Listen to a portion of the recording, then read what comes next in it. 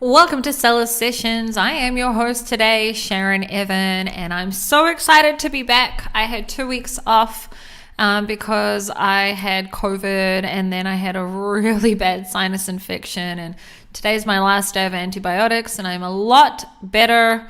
So I'm excited to be back. I hope that you guys have all had an awesome last 2 weeks and I'm happy to be back.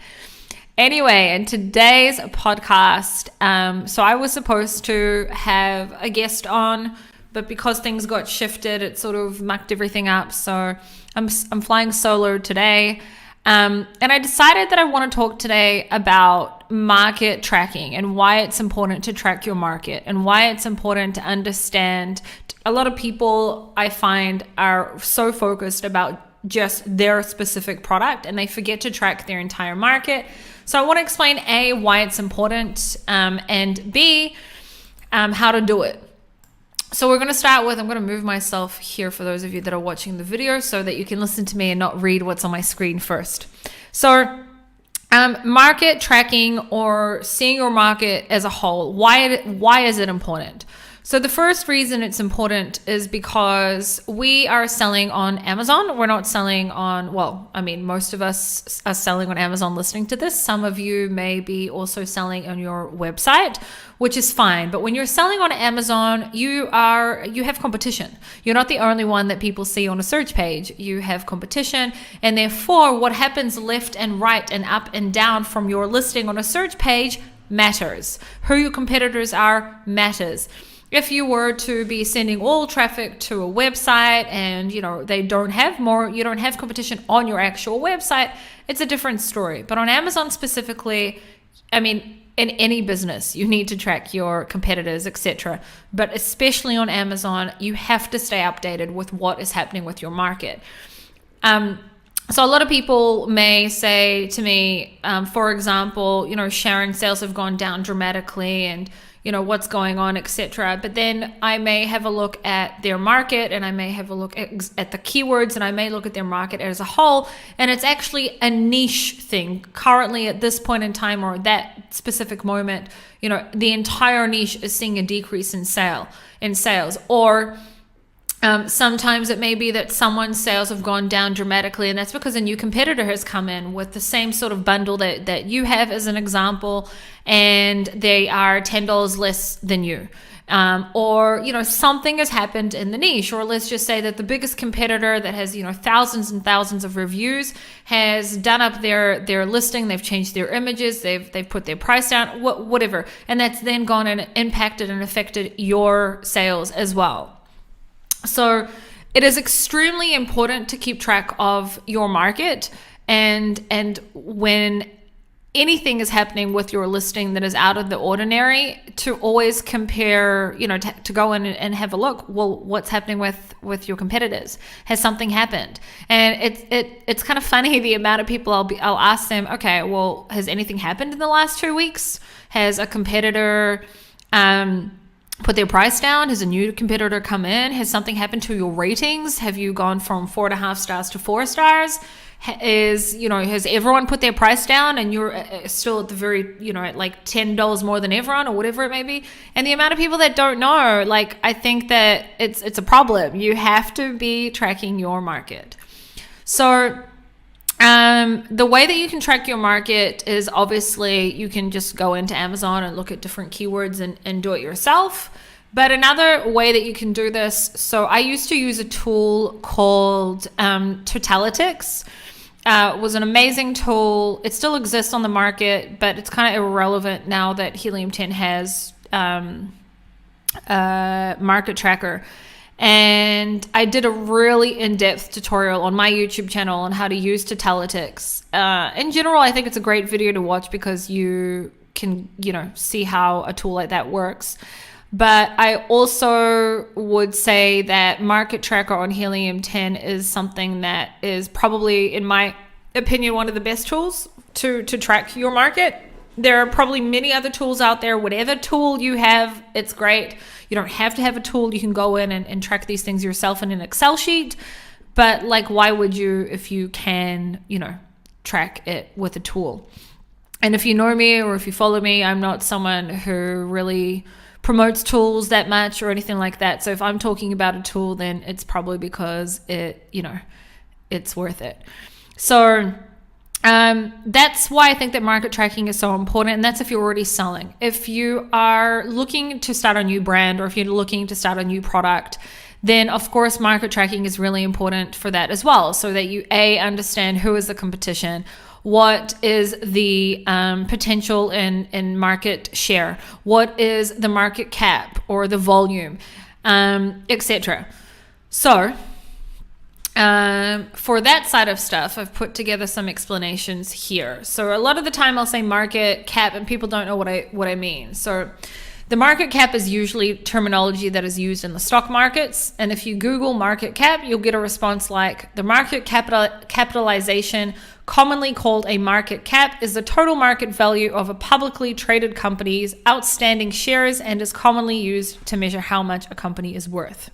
However, this is e-commerce/retail, and we want to know what the market cap or volume of a market that we're looking into, what is it? Meaning, what is the monthly estimated total revenue in our entire market? You could also decide to track only a small portion, the ones that are really bringing in most of the money. However, it's best to track as much as possible. And this information can show you what is the estimated max volume for the niche or product as a whole.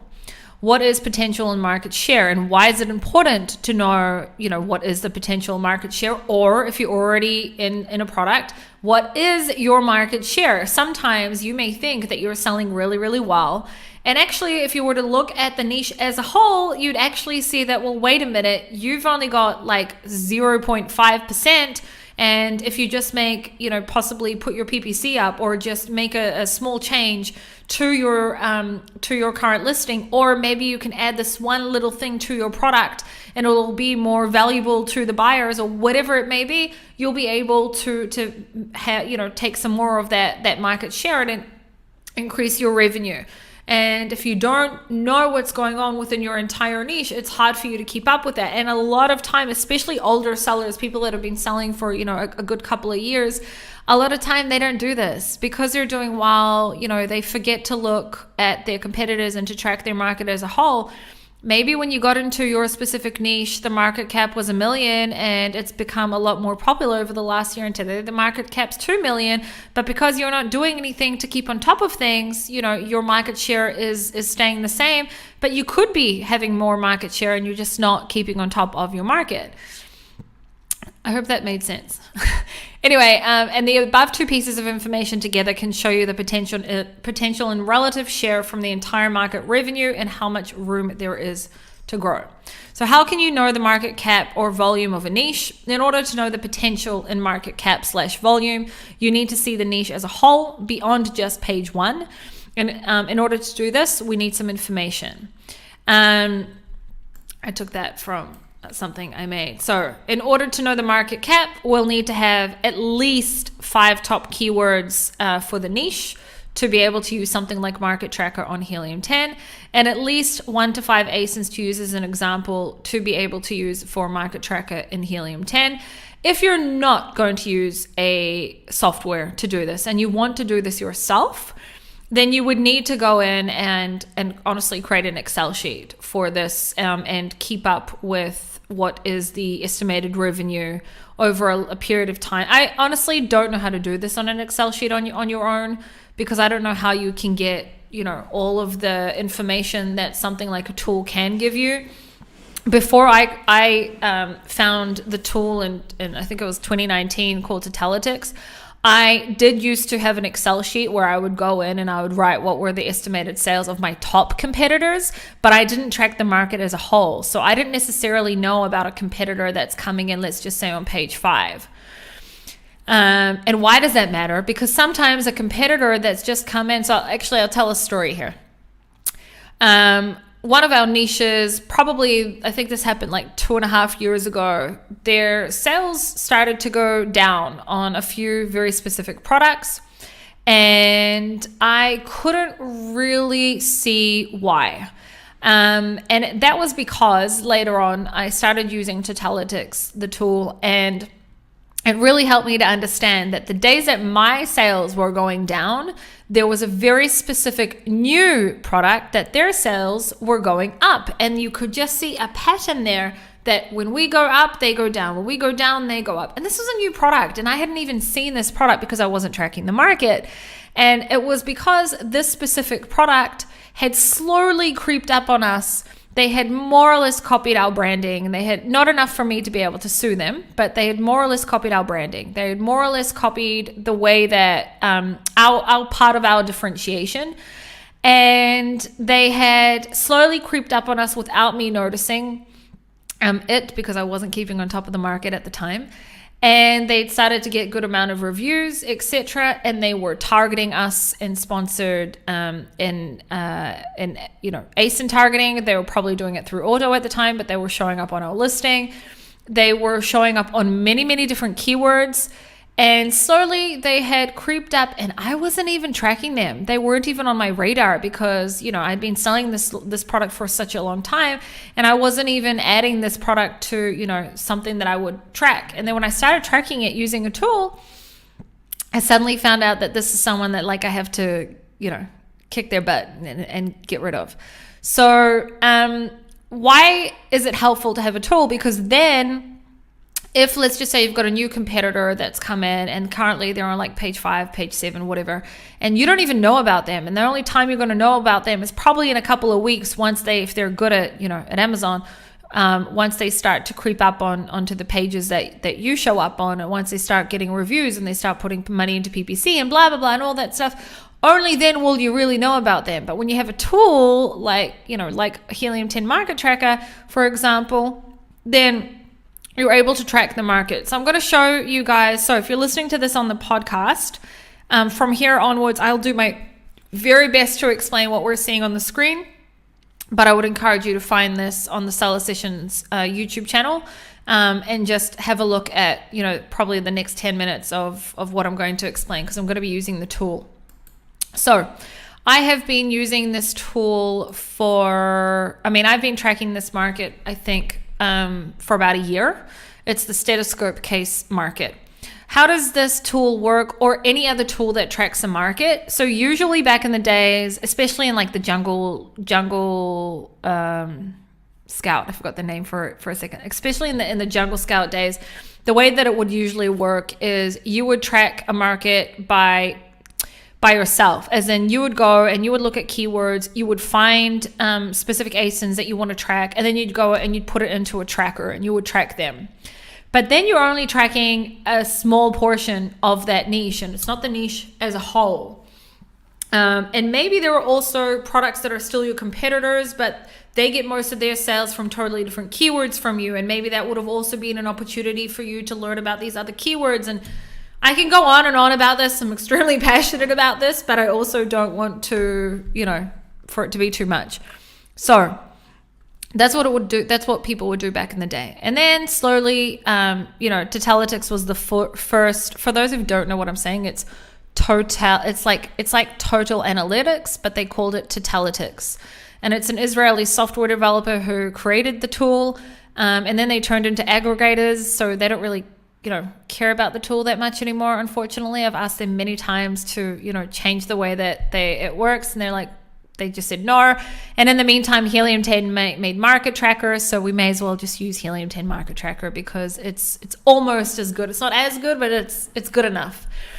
Anyway, so what I'm saying is, back in the day, you would track stuff on your own. And the way that these tools work is you give it 5 ASINs, you give it 5 keywords that are most similar to your product. So if I sell a stethoscope case, then keywords like stethoscope case for nurses, stethoscope holder, stethoscope bag, stethoscope case, etc. are relevant keyword to a stethoscope case. And then I'd give it 5 ASINs, which would usually be the top ASINs. If I'm selling the product, I would also give it my ASIN, and I would tick it and say this, market as this is my product, so I can track my market share. And then what the tool does is every day it scans Amazon, and slowly it starts showing you products. And then as it shows you products, you then choose what is a product that you do is relevant to the niche and you do need to track, or if it's a product that may be ranking for that keyword but is not. So let's just say if there was a stethoscope coming up for the keyword stethoscope case, that is not my competitor. It could be it is a complementary product to my product, but it's not a competitor. So I wouldn't be tracking it. I don't care what their sales are. It's a stethoscope. It's not a stethoscope case. So I'm going to, again, I'm on the screen for those who are listening to this on the podcast. I'm going to where it says pending suggestions just to explain what it is that I mean. So the way that the tool works, let's just say that I have given it 5 ASINs, 5 keywords, and then it's going to go for about 24 hours and just going to track. And it will come back and it will give you a page that looks like the screen right now. We have a pie chart here and 2 line charts. I'm like 90% sure these are called line charts. Anyway, and then one shows you the market volume, one shows you the market share. What is your market share in a pie chart? What is the market share in what I'm 90% sure is a line chart? Maths is not like my top subject. I'm good at it, but it's not like my main thing. Anyway, and then it starts showing you a whole bunch of products that you decide what do you track and what do you not track. And it will be products, and it will start with products that are on page 1, and it will slowly show you heaps of products on page 50, products on page, every product that it considers to be a competitor. And the more that you choose the right types of products, the more it learns what kind of products to show you. Now, I've been tracking this specific niche for a year. It still shows me stethoscopes, you can see here. So it's showing me a stethoscope case. A stethoscope I would ignore because I don't sell a stethoscope. I don't even sell a stethoscope case. It's just an example product that I always use. Okay, now it's showing me here a stethoscope. Sorry, it's showing me a nurse starter kit that has a stethoscope case inside of it, but it's a whole bundle of a whole bunch of other products. I'm not going to track this product because it's a bundle. It's got a whole bunch of products. It's got, a stethoscope and blood pressure monitor and a whole bunch of things. As I scroll down, it's going to then eventually, hopefully show, okay, here. It's now showing me, I've just scrolled down and it showed me a whole bunch of products that were to do with like other nurse products, like a nurse fanny pack and a stethoscope and lots of different stethoscopes, which I would not track because they're not a part of the market that I'm trying to track. They're complementary products, but they will not go into the market cap or the estimated market volume that I'm trying to track because it's not the same product. But here it says hard protective stethoscope holder. This is a stethoscope case, and I would want to track this. And now I'm seeing on the screen a few more stethoscope cases that I would track because they are a part of the niche. Now, again, I've been tracking this for, I don't know what that is yet. I've been tracking this for about a year, and still, almost every day there's a few new stethoscopes cases to track. Some are variations that people have bought out that are best sellers. Some are just brand new products, and one day I then saw a new stethoscope case that was different from all the rest. So if I was already selling this product, I want to know about this one person that's made a much better, product than all of us. I want to be able to track them and keep on top of them. And then I can also target them, ASIN targeting from the beginning before everyone else already knows about them, because I already know about them because I'm tracking the market. Okay, so if you're watching this on the screen, then you can see that I just added a few more products to track. It says product suggestions currently because I've been tracking this market for a long time. But I don't keep up with tracking it because it's not actually my product, but I do track my own niches. It says 291 pending products. A lot of them are not relevant, so I would take them out. Those that are relevant, I would track. I'm going to go back to the actual tracking, so tracked products. And then we can all see, again, if you're listening to this on the podcast, I'm going to do my best to explain. So tracking, I'm currently tracking 281 products. And for stethoscope case, it's showing me that from what I am tracking, okay, and I'm tracking most of the niche, it shows me that the market cap is $2.8 million. I have pretended as if one of the products is mine. So I've clicked on a product and pretended as if it was mine. If I was actually selling this product, then I would obviously be tracking my own product. If I am using this tool for the sake of product research, then I would be tracking the product in which I would be comparing myself to. Now, you're not going to track the product that has 10,000 reviews and, is totally not in any way going to be at the same level. You're not going to be on the same level as them. You want to be able to track something that is closest to what it is that you're going to be launching. Either going after the same type of buyer avatar, like if you're selling, I don't know, like let's just say I'm holding up a cup and you put a unicorn on it and that's part of your differentiation point, then you'd want to be tracking another unicorn one and not one that has, I don't know, like something totally different on it. Or whatever it may be. You want to track something that's going to be as similar to yours as possible. Anyway, but if you're already selling this product, which most of you that are listening are probably already going to be selling products and you may just not be tracking your market, then you track your own product. The one thing I haven't tried is whether you can track two products. I've just clicked on this. Okay, you can track more than one product. I've only just thought about that right now, that I don't know if you can, but it shows that you can. Okay. I don't want to confuse myself, so I'm just going to stick to as if you have one product in that specific niche. Also from what I know from using Helium 10 Market Tracker, if you have variations, you would need to, it's a tougher one because when it comes to variations, no tracking tool or software that I know of knows how to, because they all have they share the same type of BSR. They don't know exactly how much a variation actually makes. So when you have a variation, it's not going to give you the exact number of market share. The market share is going to be wrong.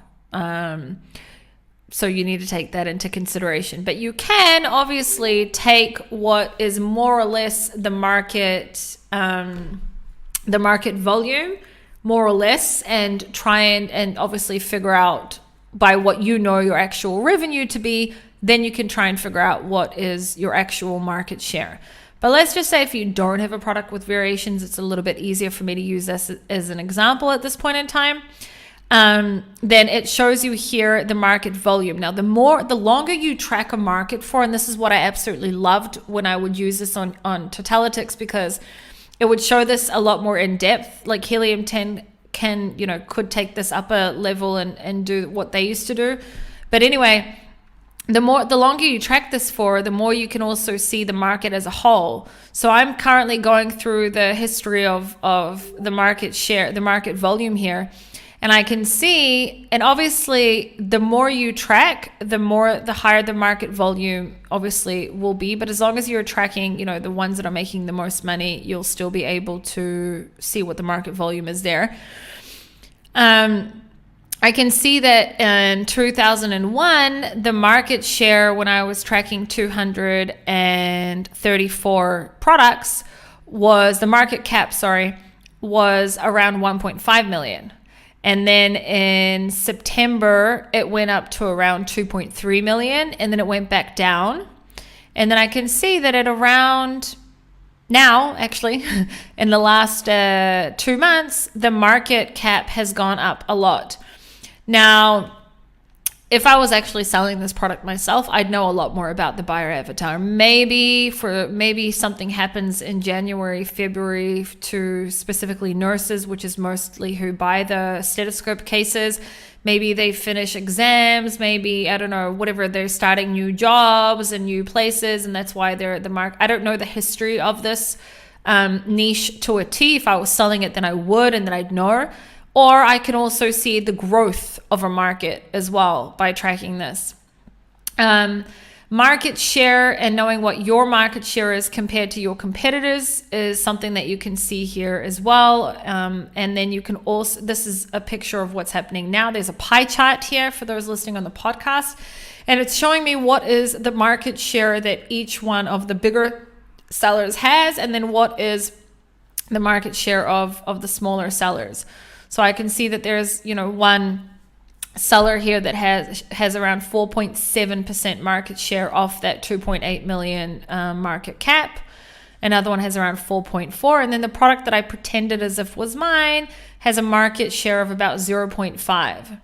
So if that was actually my product, I could go in and strategize and make a plan for how I can steal a bit of market share. Not always can you can't always. Sometimes, it's very product dependent, but sometimes you can make a plan and go in and steal some of that market share by, making certain changes, whether it be with your PPC and the way that you're using your PPC, or whether it be different marketing tactics, etc.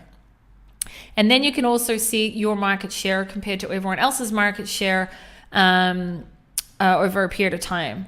So I can see here on a per day level what was everyone's market share at a period of time. And then you can also see, if you've only ever just been looking at the history of the BSR of a competitor, if you're able to take that and compare that also to this, then it will also help you to see over time how either your product or a competitor's product has been impacted as new sellers have come in. So maybe when you're looking at a specific competitor, you're seeing that, or even on your own product, you're seeing that the BSR had started, which obviously would usually represent that sales have either gone up or down, has highly been impacted ever since, I'm going to make it up, July 2021. And you can't really find a reason for that. The reviews hadn't been impacted, hadn't been affected or anything like that. But if you're tracking the market over time here and you can see, well, wait a minute, suddenly, a new ASIN shows up and it's suddenly taking a part of that market share, then you know why either your product or somebody else's product had been affected. So to sum things up, it is, in my opinion, and experience, extremely important to track your market and look at your market always as a whole. And you have to find a way to track it, whether it be using a tool like Helium 10's market tracker, or whether it be, making up your own Excel sheet, which would be a lot harder, in my opinion. Or maybe there's other tools out there that I don't know. Totalitics, which is what I use, which is even more in depth than Helium 10's market tracker, still exists. The only downside to that is it costs $40 per market, which sucks. It's a lot of money just to track one market only. Maybe they've made a little bit of changes, I don't know, but if they haven't, then I would just use Helium 10 because it makes more sense. If you just have this one product or sell this one niche, then you could do that. Anyhow, summing things up, the reason it's so important, in my opinion and experience, to track the market is so that when there's ever anything going on within your niche, so that you can understand why something has happened.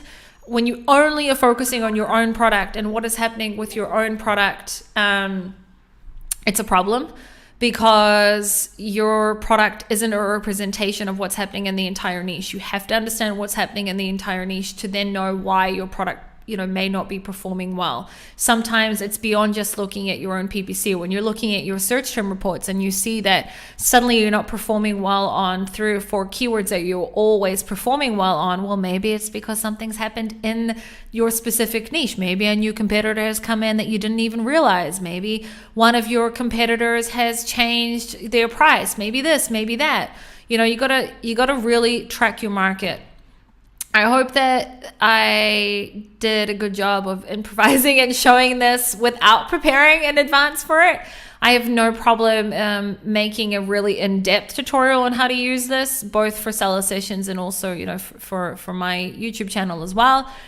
If you guys, are interested in a more in-depth for this beyond just a podcast, feel free to let me know. Otherwise, if you listen to this on the podcast, I really, really would tell you to go find this on the Seller Sessions YouTube channel and watch what it is that I'm talking about.